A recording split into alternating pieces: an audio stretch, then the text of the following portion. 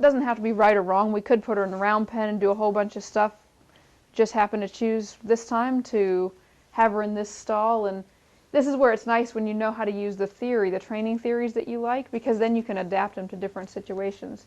So instead of putting her in a round pen and working her real hard, I'm going to take little steps in the stall. Now I'm pulling on her, what would be her left side now more. I'm working on getting her to give to the left. This is actually a harder position to be in because it's not as exaggerated for her, so it's easier for her to hold this position for a very long time.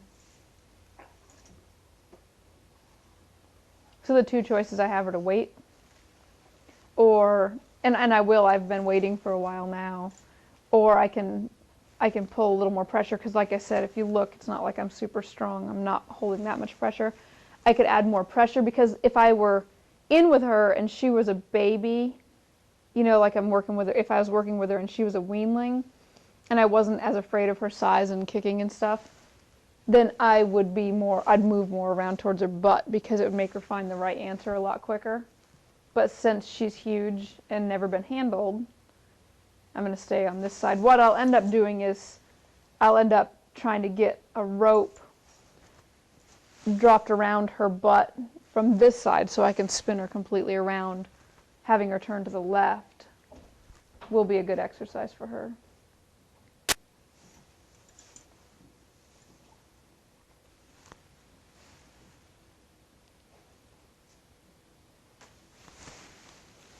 And even though that didn't look really big, we're trying to attach the idea that her body moving has something to do with getting rid of that pressure. So even though she didn't really make a huge move towards me, which is understandable, I'm a scary monster, but because she did make a move, and it was a forward motion with her feet, that's why I released there. That was just a motion. I'm just trying to connect movement with this pressure. It's also going to be harder to get her moved this way because I am that scary monster. That was good though. You think this is a crazy new world you've come to, don't you? She's like, oh my.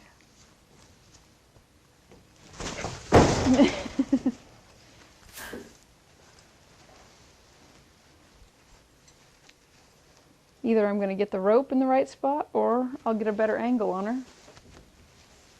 Because now that I've got her body moved over there, I'm set up at a better angle to have her step back. I'm going to try something else. Move her back up into her safe corner.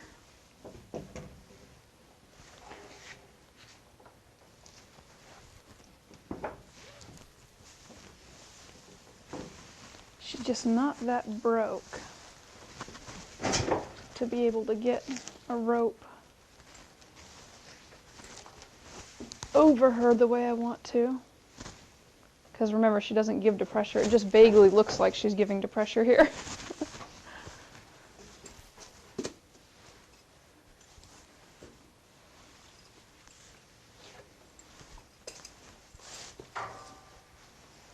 It's not going to work as well over her neck like this, but we can mess with it for a little bit and see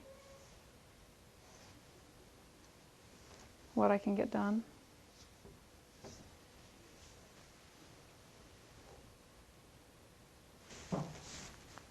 I'd rather have it behind her butt. I might actually, I'll drive her back up to this spot.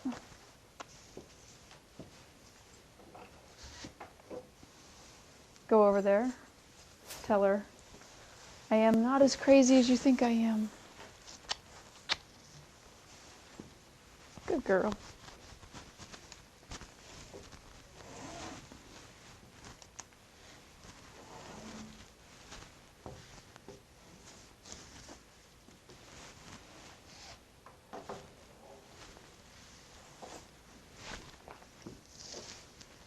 The good news is all this rope adjusting and throwing is actually getting her just more broke, so it doesn't matter how many times I fail.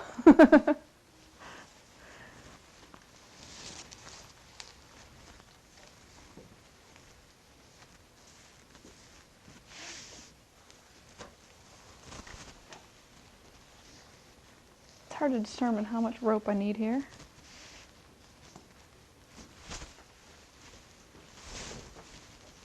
Oh, yeah. Ugh. Okay.